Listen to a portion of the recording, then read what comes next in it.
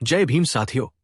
Equality and justice Patiala YouTube channel से मैं engineer Hardeep Singh चुंबर आज एक और वीडियो बाबा साहेब के भाषण की आपके साथ साझा कर रहा हूं। भाषण का शीर्षक है मैंने जो कुछ कमाया है वो पूरे अस्पृश्य समाज के लिए है। ये पाठ डॉक्टर बाबा साहेब अंबेडकर के 7 नवंबर 1937 को पुणे की भवानी पेठ में भंगी बस्ती के दौरे का विवरण प्रस्तुत करता है। जय भीम साथियों। Equality and justice Patiala YouTube channel से इंजीनियर हरदीप सिंह चुंबर ने आज के वीडियो की जानकारी आपसे साझा कर दी है। यह पाठ डॉक्टर बाबा साहेब अंबेडकर के 7 नवंबर 1937 को पुणे की भवानी पेठ में भंगी बस्ती के दौरे का विवरण प्रस्तुत करता है। इस कार्यक्रम में अंबेडकर का गर्मजोशी से स्वागत किया गया, जहां विभिन्न प्रमुख हस्तियां और महार, मांग और भंगी समुदाय के लोग बड़ी संख्या में उपस्थित थे। एक युवा कार्यकर्ता ने भंगी समाज की आर्थिक स्थिति पर प्रकाश डाला और फ्लशिंग शौचालयों के कारण उत्पन्न बेरोजगारी के बारे में डॉक्टर अंबेडकर को सूचित किया। अपने भाषण में डॉक्टर अंबेडकर ने घोषणा की कि उनकी कमाई केवल महारों के लिए नहीं बल्कि पूरे अस्पृश्य समाज के लिए है तथा महारों को भंगी और मांगों के साथ मिलकर रहने की आवश्यकता पर जोर दिया, यह कहते हुए कि यदि ऐसा नहीं हुआ तो वह महारों के लिए कुछ नहीं करेंगे और भंगी समाज की इच्छा अनुसार कार्य करेंगे। नमस्कार। आज हम इतिहास के पन्नों में थोड़ा और गहरे उतर रहे हैं। एक ऐसा दस्तावेज देख रहे हैं जो डॉक्टर बाबा साहेब अंबेडकर की सोच की एक अहम परत खोलता है। जी। हमारे पास स्रोत है 20 नवंबर 1937 की जनता समाचार पत्र की एक रिपोर्ट। हाँ, जनता अखबार। और ये रिपोर्ट है 7 नवंबर 1937 की शाम की। पुणे में भवानी पेठ है, वहां की भंगी बस्ती में एक सभा हुई थी। जी हाँ। डॉक्टर अंबेडकर वहां थे और उन्होंने एक, आप कह सकते, काफी महत्वपूर्ण भाषण दिया था। तो आज हमारी कोशिश ये रहेगी कि इस रिपोर्ट से समझे कि उस जमाने में वो अस्पृश्य समाज के अंदर मतलब आपस में एकता कैसे लाना चाह रहे थे, उनके विचार क्या थे। चलिए देखते हैं इसको जरा। बिल्कुल, और ये देखना इसलिए भी जरूरी है क्योंकि ये हमें सीधे उस जमीन पर ले जाता है जहां एक नेता, जिन्हें वो रिपोर्ट अस्पृश्य समाज का इकलौता नेता कह रही है। हाँ, ये भी गौर करने वाली बात है। बिल्कुल। तो ये नेता कैसे बिखरे हुए समूहों को, जो अक्सर आपस में भी थोड़ी दूरी रखते थे, उन्हें एक साथ लाने की कोशिश कर रहे थे। मतलब ये सिर्फ कोई भाषणबाजी नहीं थी, ये एक तरह की सामाजिक इंजीनियरिंग थी उस वक्त की। तो रिपोर्ट में लिखा है कि रविवार था 7 नवंबर 1937, रात के कोई 8 बजे होंगे। डॉक्टर अंबेडकर पुणे की उस भंगी बस्ती में पहुंचे। जी। और ये इकलौते नेता वाली बात, ये सच में उनके उस समय के कद को दिखाता है ना? और लोगों की उम्मीदें भी। यकीनन ये शब्द बहुत वजन रखता है। और वो अकेले नहीं थे, उनके साथ कई और जाने माने लोग थे। जैसे मिस्टर भोले का जिक्र है, में खंडेराव सखाराम सावंत, में सूबेदार आर.एस. घाटगे साहब। हाँ, कई नाम है, रावजी दगड़ूजी डोलस भी। हाँ, लेकिन इससे भी ज्यादा ध्यान देने वाली बात यह है कि वहां महार, मांग और भंगी तीनों समुदाय के लोग काफी संख्या में मौजूद थे। यही सबसे अहम बात है इस जमावड़े की। इन तीनों का एक साथ वहां होना, इसका क्या मतलब समझे? देखिए, हमें यह समझना होगा कि उस दौर में अस्पृश्य समाज कोई एक मतलब ठोस ब्लॉक नहीं था। हाँ, अंदर भी तो कई जातियां थीं। बिल्कुल, महार, मांग, भंगी, चमार और भी कई। और कड़वी सच्चाई ये है कि उनके आपस में भी ऊंच नीच और थोड़ी सामाजिक दूरी थी। जी। महार समुदाय, जिससे डॉक्टर अंबेडकर खुद आते थे, वो शायद संख्या में और संगठन में थोड़ा बेहतर था उस वक्त। तो ऐसे में एक ही जगह पर महार, मांग और भंगी समुदाय के लोगों का इकट्ठा होना ये दिखाता है कि अंबेडकर की जो अपील थी वो इन अंदरूनी दीवारों को कहीं ना कहीं तोड़ रही थी। अच्छा। ये उनकी कोशिश थी कि भाई एक साझा पहचान बने, एक साझा संघर्ष हो। तो ये सिर्फ एक नेता का स्वागत नहीं था, ये एक आंदोलन के एक होने की इच्छा का प्रतीक था। मतलब ये जमावड़ा ही अपने आप में एक पैगाम था। हाँ, कह सकते हैं। रिपोर्ट आगे बताती है कि जैसे ही बाबा साहेब की गाड़ी पहुंची तो जय जयकार के नारे लगे, जोरदार स्वागत हुआ। माहौल में जाहिर जोश और उम्मीद तो रही ही होगी। बिल्कुल। कार्यक्रम शुरू कैसे हुआ ये भी दिलचस्प है। भंगी समाज के ही एक गायक थे, कासिम यूसुफ ज्ञानजोत, और उनके साथी, उन्होंने संगीत पेश किया। अच्छा। ये भी शायद एक इशारा था कि कार्यक्रम की शुरुआत उसी समुदाय से हो रही है जिनके बीच सभा हो रही थी। हाँ, ये संभव है। ये उस समुदाय को एक सम्मान देने का तरीका भी हो सकता है और कार्यक्रम में उनकी सीधी भागीदारी भी। जी, अक्सर क्या होता है कि मंच पर तो बड़े बड़े लोग ही होते हैं। हाँ। लेकिन यहाँ शुरुआत जमीन से जुड़े कलाकार से होना, जी। ये भी एक छोटा लेकिन महत्वपूर्ण संकेत है। शायद नेतृत्व सबको साथ लेके चलने की कोशिश कर रहा था। इसी से जुड़ी एक और बात हुई। भंगी समाज के एक नौजवान कार्यकर्ता थे विट्ठलदास अलीभाई चौहान। जी। वो सामने आए और उन्होंने डॉक्टर अंबेडकर को अपने समाज की आर्थिक दिक्कतों के बारे में बताया और एक बहुत ही ठोस मुद्दा उठाया उन्होंने क्या?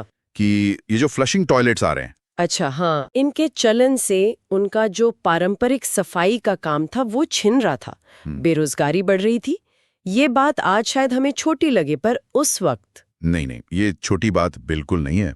ये तो उस समय के एक बहुत बड़े, आप कहिए, विरोधाभास को दिखाती हैं। कैसे? देखिए, एक तरफ तो आधुनिकता आ रही है, सफाई और तरक्की के नाम पर फ्लशिंग टॉयलेट आ रहे हैं, अच्छी बात मानी जाती है। हाँ। लेकिन दूसरी तरफ यही तरक्की एक पूरे समुदाय के पेट पर लात मार रही थी।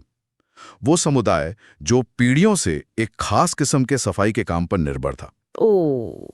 तो ये हमें याद दिलाता है कि टेक्नोलॉजी में जो बदलाव होते हैं वो कभी न्यूट्रल नहीं होते। उनका असर अलग अलग लोगों पर अलग अलग होता है। हाँ, ये तो है। और कभी कभी बहुत बुरा भी हो सकता है। तो विट्ठलदास का ये मुद्दा उठाना दिखाता है कि जमीनी लोग किस तरह अपनी रोजी रोटी और नई तकनीक के बीच का ये जो टकराव था उसे महसूस कर रहे थे। समस्याओं पर भी ध्यान देंगे। बिल्कुल। सिर्फ बड़े राजनीतिक या सामाजिक मुद्दे ही नहीं, बल्कि रोज की जिंदगी की मुश्किलें भी। हाँ, ये नेता और जनता के बीच एक सीधा संवाद था। अच्छा, इसके बाद रिपोर्ट बताती है कि भंगी समाज की तरफ से बाबा साहब को फूल मालाएं पहनाई गई। जी। फिर एक और संगठन का जिक्र है, हरिजन हित चिंतक मंडल। वो कोई मुफ्त पुस्तकालय चलाते थे। हाँ, मैंने भी पढ़ा। उसके जॉइंट सेक्रेटरी थे किशन तुकाराम भोसले। उन्होंने भी मंडल की तरफ से अंबेडकर को सम्मानित किया। तो इससे लगता है कि वहां सिर्फ भंगी समाज ही नहीं, बल्कि उस इलाके में जो और छोटी मोटी सामाजिक संस्थाएं थीं, वो भी अंबेडकर को अपना नेता मान रही थी। और इन सब के बाद आखिरकार डॉक्टर अंबेडकर बोलने के लिए खड़े हुए। रिपोर्ट में उनकी आवाज को अमृतमय वाणी कहा गया है, जिससे लोग तृप्त हुए। हाँ, मतलब जाहिर है भाषण बहुत असरदार रहा होगा। बिल्कुल। और जो बातें उन्होंने कही वो आज भी उतनी ही जरूरी और सोचने पर मजबूर करती हैं। क्या कहा उन्होंने? उन्होंने शुरुआत ही बहुत दमदार की।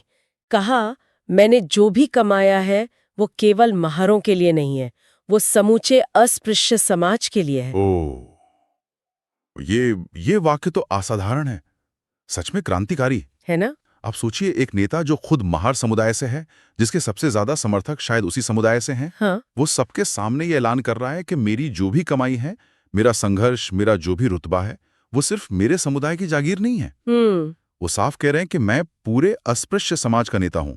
महार, मांग, भंगी सब इसमें शामिल हैं। ये उस वक्त जो अंदरूनी जातिगत पहचानें थीं, जो बंटवारा था, उस पर सीधा हमला था। हाँ।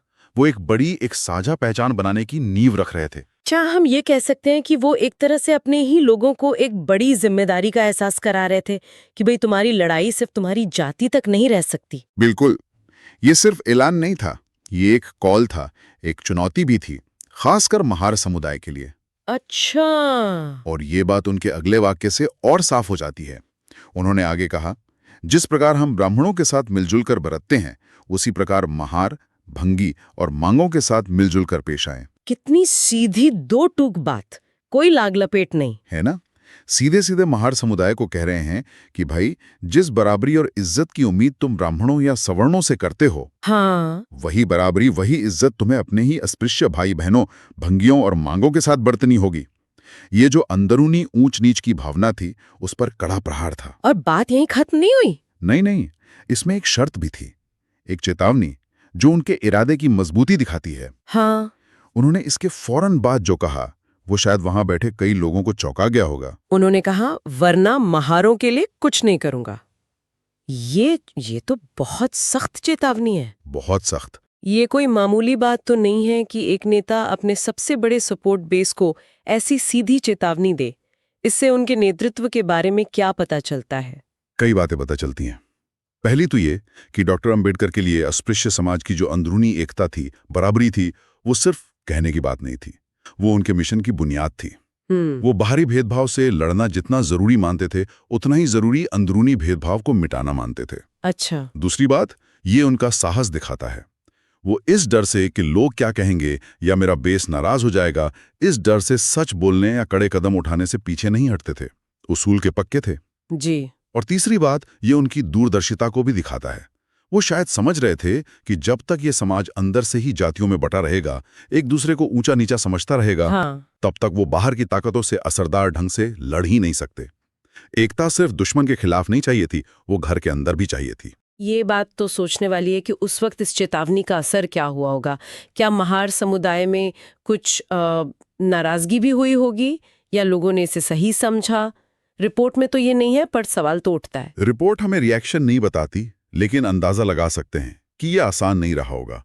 किसी भी समुदाय के लिए अपने अंदर की कमियों को मानना और बदलना मुश्किल होता है। हाँ, वो तो है। लेकिन अंबेडकर का कद और उनकी नीयत ऐसी थी कि शायद उनकी बात को गंभीरता से लिया गया होगा, भले ही पूरी तरह अमल में आने में वक्त लगा हो।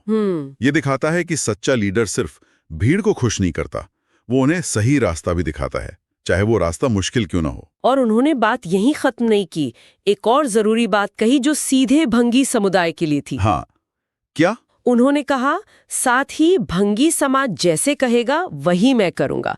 इस वाक्य का क्या मतलब निकालें? ये वाक्य भी उतना ही मतलब पावरफुल है जितनी उनकी चेतावनी थी। कैसे? यहाँ वो सिर्फ हमदर्दी नहीं जता रहे, वो एक तरह से पावर इक्वेशन को बदलने की बात कर रहे हैं।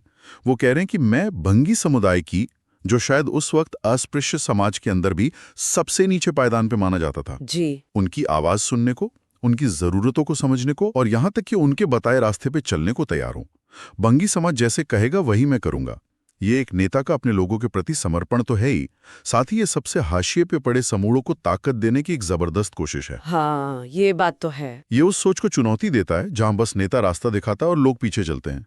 यहाँ वो कह रहे हैं कि मैं सबसे पीड़ित समुदाय से दिशा लेने को तैयार हूं। तो अगर हम इस पूरे भाषण के हिस्से को देखें, है तो छोटा सा, पर इसके अंदर कितने गहरे संदेश हैं। ये सिर्फ कोई राजनीतिक भाषण नहीं लगता, ये तो एक सामाजिक क्रांति का नक्शा सा लगता है। बिल्कुल।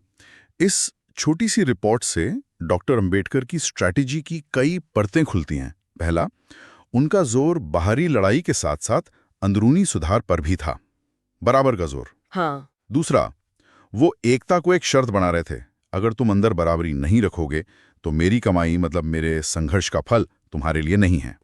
तीसरा, वो सबसे कमजोर की आवाज को सबसे ज्यादा अहमियत देने को तैयार थे। चौथा, वो अपने ही मुख्य समर्थक वर्ग को भी आईना दिखाने से, चुनौती देने से हिचकते नहीं थे। ये सब मिलकर एक बहुत ही सुलझे हुए और साहसी नेतृत्व की तस्वीर बनाते हैं। उन्होंने उस शाम पुणे की भंगी बस्ती में सिर्फ एक भाषण नहीं दिया, बल्कि उन्होंने अस्पृश्य समाज के भविष्य का एक विजन रखा, जिसमें अंदरूनी लोकतंत्र, बराबरी और आपसी इज्जत सबसे ऊपर थी। जी हाँ। उन्होंने साफ कर दिया कि आजादी का रास्ता अंदर से होकर जाता है। उनकी कमाई, उनका संघर्ष, उनका ज्ञान, उनकी राजनीतिक ताकत, ये सब साझा था, बिल्कुल था, लेकिन इस साझापन की कीमत थी आपसी बराबरी और भाईचारा। बिल्कुल। और ये हमें उस दौर की जो जटिलताएं थीं उन्हें समझने में भी मदद करता है। हम अक्सर आज़ादी की लड़ाई को सिर्फ अंग्रेजों के खिलाफ लड़ाई देखते हैं। हाँ, ज्यादातर यही होता है। लेकिन उसी वक्त समाज के अंदर भी कई लड़ाइयां चल रही थीं, जाति के भेदभाव के खिलाफ, अंदरूनी सामाजिक बुराइयों के खिलाफ। अंबेडकर का ये भाषण उसी अंदरूनी लड़ाई का एक बहुत जरूरी दस्तावेज है। वो जानते थे कि राजनीतिक आजादी तब तक अधूरी है जब तक सामाजिक गुलामी है, चाहे वो बाहर से हो या अंदर से। ये सचमुच गहरी बात है। उन्होंने सिर्फ बाहर की जंजीरें तोड़ने का बीड़ा नहीं उठाया, बल्कि उन अंदर की बेड़ियों को तोड़ने का भी आह्वान किया, जो शायद ज्यादा मजबूत थी और तोड़ने में ज्यादा मुश्किल भी। हाँ, और यहीं पर हम अपने सुनने वालों के लिए एक सवाल छोड़ सकते हैं। जरूर। जरा सोचिए 1937 का वो माहौल, जब जाति व्यवस्था की जड़ें बहुत गहरी थीं, जब एक ही अस्पृश्य कहे जाने वाले वर्ग के अंदर भी कई उपजातियां एक दूसरे से दूरी रखती थीं। उस समय इस तरह खुलकर अंदरूनी एकता और बराबरी की बात करना, हाँ, और उसमें भी अपने ही समुदाय को चेतावनी देना, ये कितना जोखिम भरा और कितना क्रांतिकारी कदम रहा होगा। सही बात है। और इस तरह के आह्वान का, इस तरह की शर्त का आगे चलकर अस्पृश्य समाज के एक होने पर, उनके राजनीतिक और सामाजिक आंदोलनों की दिशा पर और उनकी कामयाबी पर क्या असर पड़ा होगा, ये सवाल हमें उस इतिहास को और ज्यादा इंसानी और पेचीदा नजरिए से देखने में मदद करता है। धन्यवाद साथियों, आपने वीडियो पूरा सुना। उम्मीद है आपकी जानकारी बड़ी होगी। हम आगे भी और वीडियो बनाकर बात साझी करते रहेंगे। आप equality and justice Patiala YouTube channel के साथ जुड़े रहें। अगर आपको पसंद आए तो कृपया इसे लाइक, शेयर और कमेंट करें। हम रोजाना नॉलेज ऑफ कॉन्स्टिट्यूशन, संविधान का ज्ञान और बाबा साहेब के भाषणों पर वीडियो बनाकर चर्चा करते हैं। अगर चाहते हैं कि आपके भाई, बहन और मित्रों को भी संविधान का और बाबा साहेब के भाषणों का ज्ञान हो, तो कृपया इस वीडियो को उनके साथ साझा जरूर करें। आपके पास वीडियो पहुंचती रहे तो आप चैनल को सब्सक्राइब जरूर करें। अब हमें अनुमति दें। जय भीम, जय भारत, जय संविधान। Please take care your own self. जय भीम साथियों। साथियों, अब तो जाग जाओ। जागोगे तो ही एक हो सकते हो। चलो एक हो जाओ। Friends, wake up now. If you don't wake up now, when will you wake up? Ambedkarites, unite. साथियों, अब तो जाग जाओ। अब नहीं जागोगे तो कब जागोगे? अम्बेडकवादियों, सब एक हो जाओ। साथियों, अब तो जाग जाओ। अब नहीं जागोगे तो कब जागोगे? अम्बेडकवादियों, सब एक हो जाओ। अम्बेडकरवाद की मुख्य